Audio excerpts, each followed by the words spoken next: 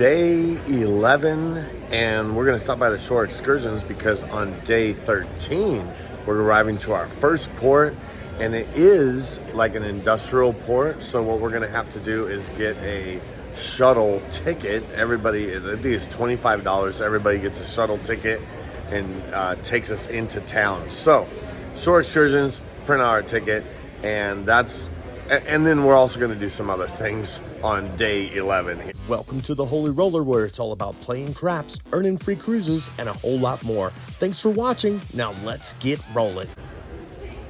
This is the hours of operation for shore excursions, but you can see day 13 and day 14 will be there before we arrive there. So the other thing I want to look at is the casino, because chances are this might be the last. I don't know. When's the last day at the casino? That's going to be a good question. So if you go up to the kiosk, they have these little kiosks. You could do this on the app too. But then when you look for the shuttle, and then you're able to get it and then print out your ticket right here. Or you could talk to one of the people that are here, and then they will be able to just print it out for you as well. So we have our tickets, they just printed out for us, so that's awesome. Okay, so when we went to, the reason why we came to shore excursions is because we went to the app, it wouldn't let us book it. It kept saying for the time frame that we wanted, that we couldn't, that it wouldn't let us. And so when we came here, I asked her why it was doing that. And basically the shuttle runs from like 7 to 7. If you have anything scheduled during that time, it won't let you book it on the app, so you have to come to guest services to do it. So for us, we had shore excursions. Shore excursions. So for us on the app, it had our dinner reservation in there. Because our dinner reservation was on our 5 on our account. It wouldn't let us book it. Yeah. Because it's like you already booked something. So that's why I had to come here to do it. But the funny thing was, the next day didn't have that issue. So I don't know, but she said that just happens sometimes. Okay, well at least we're on the shuttle for $25 a piece. Yay! And for the first day. And that's round trip. And then if we want to go out the second day, we can just come. We should be able to do it on the app now, but just come and get the next day if we want to get off the ship. It'll be another $50 for day 2. Yeah, which if we love it, I'm down. Okay. I mean, we're only in Japan once. Well, hopefully we'll be in Japan more than once, but this is our first time. I hope to make it more than once. So what's your main thing that you're looking forward to when we get there? Like, what do you want to do? I'm Make so sure. If there was one thing that we could do when we're in Sapporo, Japan. Okay, well, if it has to do with food, which I'm assuming that's what he's referring to, it'd be the ramen alley thing that they have. So, there. Ramen. But I want to see the culture and some of the gardens and just the architecture. Well, today's day 11, so this video is not going to be about that. I know, but I'm excited for it. And I will go for the next day if it's great. Now, it's a 2-hour or Will you go without me if I don't? No, you're going with me. You have no choice. I will. I am not going to be 13 days at sea feeling woo for so many days, and then he'd be like, I don't want to get off here today because it's $50. If you can spend $50 in the casino, like, no problem. You can spend $50 to get off the ship with me and buy me a meal. Well, today's going to be that kind of day, folks. All right, here is the time. So it looks like that will be the last day. So every time I do go on a cruise, one thing I always do is look at the times of the casino being open and when it's not open, so that you can plan your entertainment just like you plan your shows and all that kind of stuff. And it's a little bit different with craps, because just because the casino opens doesn't mean that the casino craps table opens, so it doesn't mean you could, because I only play craps. So because of that, I plan my time around craps. So pretty much I'm here when the craps table's open. The craps table's not open, sometimes I'm not even here. And you might say, wait a minute, I've seen you in here. I just come here to do videos because that's what my channel is about. But anyway, with all that being said, we have the last night. We'll actually have a casino time. It is closed on the day 13 when we're in Sapporo. So that is good to know, because if you're planning on your points to reach a certain amount of points, you wouldn't get there if you're thinking that you could play every day all the time. You know what I mean? Like, especially if you're trying to do it at the craps table. So you always have to know when are they open the craps table, all of that. So with all that being said, what are we doing for the rest of today on day 11? Let me show you. Here we go. So up at the, they always have these sales each day. Like, you know, the time changes so much. A lot of people just get regular watches so you can stay on ship time. You could use your phone or watch to do it, but you know, they have great deals on watches, I guess. And then Amber's looking, there's some perfume stuff. This is how I did my lanyard. I got like one of these for like, and I made a lanyard out of it. And so, but then of course, you know, you have all the different things to do here and just hanging out. Oh, is that football happening? What time is it? It's like the morning here, but okay, football's happening. That must be, is it Thursday night football? Okay, so we come to get the Powerades, but there's like absolutely none in the display. Does that mean they don't have any? I see some over there. I see some. I forgot my bag. But I got them. So because he keeps making me use all mine. Well, I use mine at the dining room. So either way, is that what you thought I was going to complain about on yesterday's video? That I don't know. I won't let him use all of mine. Oh yeah, she only got 4 because she wants to have 1 extra. I'm like, the casino's open the whole time. You don't need to have your diamond drinks available. Okay, fine. Let's see if we can find some craps dealers and give these things away. Okay, so we're gonna check our points.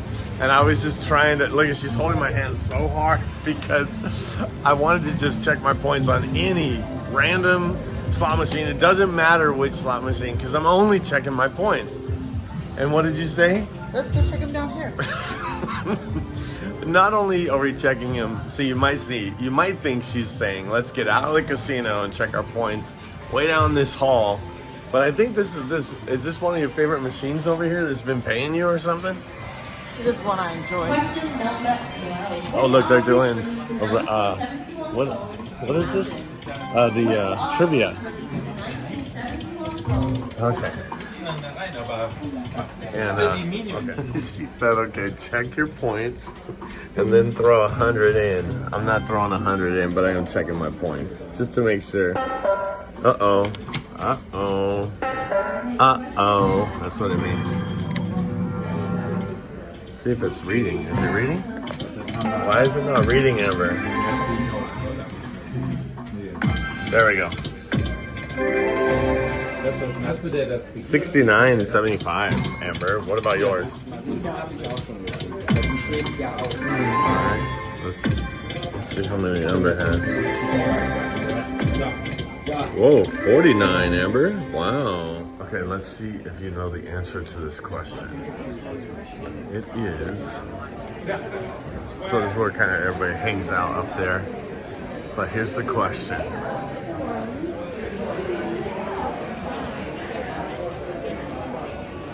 Dun dun dun dun dun dun dun dun dun dun dun. Under pressure. So I've been thinking about my video. So I think there needs to be a video showing people how to get from the cruise port to like the ramen alley or something. Because everybody does videos of the ramen alley, but they don't show how to get there. Or there's not really any videos. At least I couldn't find any. But you know what I did find? What was really interesting? I was just on YouTube, so I saw my video. I clicked on it, and it's in Japanese. Just like that one in Spanish the other day. That's cool. So, yeah, I thought that was very interesting. アカウントを確認する必要があります。興味深いのは、アカウントにビンモカードを接続していて。Alright, so we're just walking the Esplanade. Where are we going? Take a nap. It's like 11 o'clock. It's almost lunchtime, isn't it? Yeah. We take a nap after lunch. Oh wait, that's when the craps table opens. Right, we need to rest up for it. Rest up. We could grab some pizza. Okay, what if you want fish and chips? Always. Nice, relaxing fish and chips. You know. Looks like it's still windy. Yep. So I wish I could do more videos out here. I usually don't bring my microphone I have a microphone that I can wear that has a windshield on it, and I could do videos up there. But I walking the track and different things, getting lunch, being outside. The thing is also being up high on the ship is you feel more motion than if you're down low into the ship, meaning level 3 you can still feel the movement, but when you're talking about like being up at the top, like level 14, you can feel the sway like back and forth, you know. The bigger ships, you feel it less. Smaller ships, you feel it more. But I think one of the main things that a lot of people don't realize is that I was just thinking, I mean, I know this is the Trans-Pacific, not the Transatlantic, but you know, one of the things that people don't talk about a lot is like the Titanic, you know, like, you know, I would hate to be out in the middle of the sea like this on a big ship. And not that there's any icebergs around, but the point is, when people have fear of you know, cruising or being on a ship, I think a lot of it is that they're like concerned with like the motion sickness that they might get. They're also concerned with they can't see any land and it's so far away. And then I think the other thing that people like, I think maybe land being far away and then motion sickness. Maybe land being far away is number 1, motion sickness is part 2, or like the second thing. I think the third thing would be that they're like, they can't just go anywhere at any time, you know, like whenever you're on a ship, it tells you what port you're going to be at, and then you can get off, and then you have to get back on at a certain time. So I think that's probably the third thing. People don't, you know, you have a bunch of free spirits that want to do whatever, whenever, and don't want to be locked into any schedule. Well, on a ship you do, I mean, there is a lot of leisure time and stuff, but there is like a time that you go to dinner, a time, you know, or a time that the show starts or whatever. All of those things. But when it comes to the smallest ship, like think about the smallest ship in cruise ships today, most of them are larger than the Titanic, and they're also built so much different and better, obviously, nowadays. And I think a lot of times people say, what about storms? What if there was a storm, you know? And, you know, we're kind of feeling it and stuff. But when it comes to like a hurricane or a huge storm, the cool thing is they're able to navigate around the storms. You know, like, so imagine a hurricane's coming to hit land. I mean, you have to evacuate land, you know, like, and the path of the storm, if you're in it, you're gonna get it. But when you're on a ship, Royal Caribbean, and I know a lot of the others, they do such a great job with navigating around any kind of potential danger, storms, anything like that. So I will say, if you do have that fear of seasickness or being seasick, I would go on a larger ship. This would be like the Oasis class ship or above. We're on a Quantum class ship, which is probably one below Oasis. But I'm gonna go out here. I know it's gonna be windy, but I'll probably just, I won't do the sound. I won't talk much. I just want to show you the waves. One of my favorite parts about being on a ship. And so let me show you.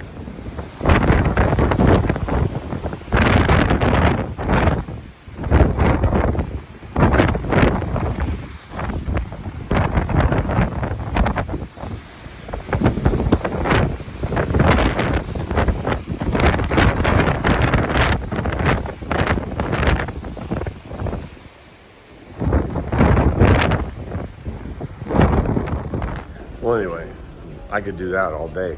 I could just sit there and watch the waves like that all day. But it's almost time for the craps table to open, so I need to get over there, you know. And and mainly, I want to talk a little bit more about being at the craps table, playing a lot of sessions, and so I'm gonna talk to you a little bit about that a little bit later. But first thing let's do is let's go down there and see what it's like.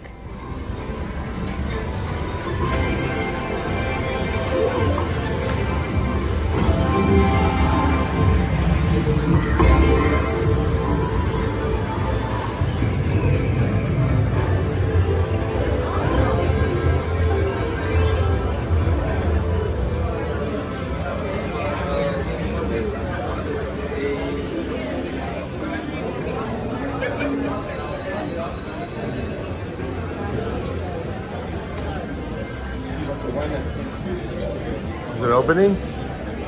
Are we opening? All right. Oh my goodness. Is this a bad sign? I mean, I wasn't coming here. It's just right next to the. But is that a bad sign that both ATMs ran out of money? Amber is taking $50 to go over to see if she can make her $100 for the day. Come back with $150 to the craps table. But so there was something I was thinking about. Like, obviously we play craps on a cruise to earn a free cruise, so we're trying to get points, and we go for points. And of course, yeah, we want to get money as well. You know, it's not like we just want to try to get points. Or if we lose money, it's like we don't want the, what do you call it? We don't want to pay too much money for our points, you know? So it's all about the amount of money you pay for your points. And a lot of people don't, like on slots, they think about that. They're like, okay, how much will it cost me per point? Because if you pay too much per point, then you're really prepaying for your cruise, or you're, what do you call it? Like overpaying for the cruise. But I think a lot of people play slots for two reasons. Well, three reasons. I'll talk about three reasons. I think they play slots because, one, it's simple, right? You just press a button, you know, you try to hit whatever. Number two, I think it's very easy to calculate your points. You know, $5 through gets you 1 point. And so because you get a payback, all of that, you could just see your points and go for it. Number three, the reason why people play slots is for the money, for the jackpot. You know, they're trying to hit that jackpot, you know. And for us at craps, that jackpot is like a long roll. But jackpots don't happen that often. Long rolls don't happen that often. They can, but sometimes they don't. That's why this system that I've been playing, it turns an average roll into a long roll, because you're only playing a certain amount of rolls per round, or per hand, or yeah, actually per point, really. And so if somebody hits their point and then starts rolling again, we play one. And so the idea is you just press and go, and turn off, and then, you know, eventually you collect big money off of a small bet. On a long hand, you start low, and then you press and collect, press and collect. The other way, you could do a drawdown where you bet a lot, you know, really high, and risk it all on one roll, and then you know, say you do 220 inside, $220 risk, pays $70, and then you can go 66 inside for free after one roll, that one hit, if you get a hit. You know, so that's like a drawdown system. But I think a lot of times it's not just about points, and it's not just about money. It's about the game. You know, the game is such a fun game to play.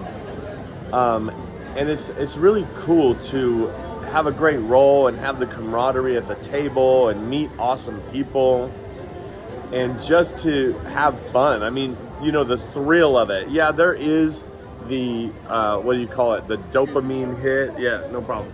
There is the dopamine hit that you get, and I think you'll get that on any game anywhere in here.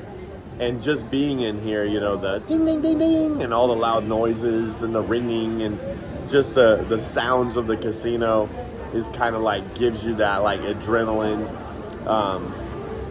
But when I'm rolling, I try to stay calm. And I'm not all the time. For those who have been seeing me play, I'm not calm all the time. As far as like, I celebrate, I get happy, you know, like, and say yes when I hit a point or hit a horn when I bet it, and I'm rolling it, you know, or you know we hit a hard way, we celebrate, or the point hits, people celebrate. But then there's also the part where you don't stay calm, where you're like, why are these people stopping the game, or why are these people like causing confusion at the table? Why are these people arguing over a $2 bet and stopping the game for their $2?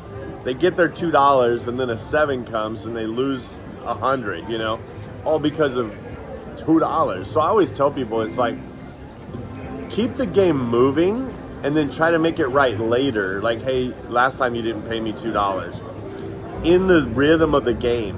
So if the game is stopped for too long, where there's this too much time in between, I always find that as a negative thing. Like whether people are pressing, regressing, or the dealer doesn't know what they're doing, or what you were asking them to do, or you didn't know what you were doing.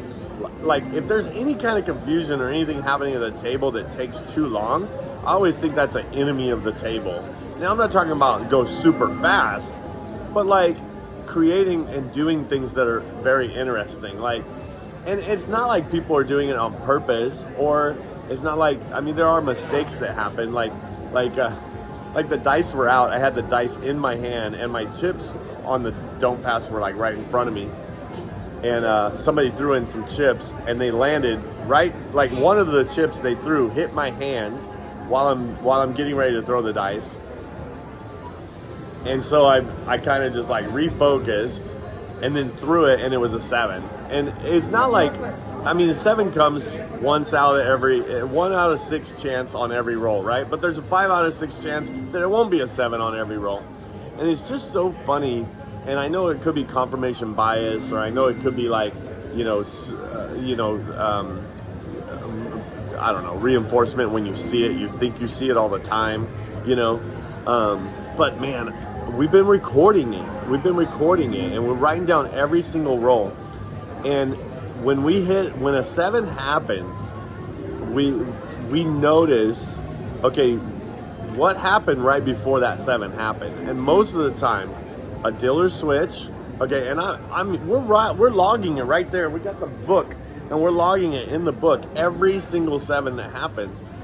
It's a dealer switch. Okay, here's when the 7s happen the most out of this entire cruise, and maybe it's just this cruise. But number one, the 7s happen. They establish a point, and there's a long time in between where everybody's putting up their bets, and then they roll again, and it's a 7. So that's a 0.7 out. So 0.7 outs probably happen a lot. The second thing is when the dealers switch around. Within 2 rolls, the 7 will come. That happens a lot. The other thing is the late bets, or somebody buying in. So say somebody stops the game in the middle of the game, and they buy in, and they stop the game. Then right after that, there's a 7. Like, I mean, this is like 7 out of 10 times. And I'm using 7 on purpose, but like 7 out of 10 times it seems like it happens. And so dealer switching, people buying in, people doing late betting, or if they're haggling over money, that's usually when the 7s come. It's really interesting, but we're documenting the whole thing. And yes, it could be, I mean, some people say, one person told me one time, they go, man, you really messed me up, because now when I notice these things, I see the 7 come. And I never noticed them before, but at least I'm noticing them now. And I'm like, maybe that, I don't know. But so whenever things like that happen, I'm turning off my bets. And I would say probably 7 times out of 10, I'm saving money. But the other times, the 7 comes out of nowhere, you know. But it is that confirmation bias that you get in your mind, where you're like, wow, this is true. I'm really, you know, it's really happening. But it's just interesting how things, the rhythm of the game and how it works. And I just thought that was pretty interesting. But why do we play? We play to win We play, you know, to win points, to win money, but to win the game, is always a really cool thing. And so anyway, with all that being said, I'm gonna get to this session. Okay, I had an afternoon session of craps. Let's see how many points we got for that afternoon. 74. I don't know what I was at before, but there it is. So if you have been paying attention, we have the 7,400 points, which is close to 7,500 points. But you might know this, that there is 6,500 points. So I'm just kind of sitting down in this place right here. I really like this place right here. But heading towards 270. But before I go to the casino for this session, I wanted to say this one thing. We blew by 6,500 points. The next level is 9,000 points. 6,500 points, and what I mean by is the instant cruise certificate for this cruise.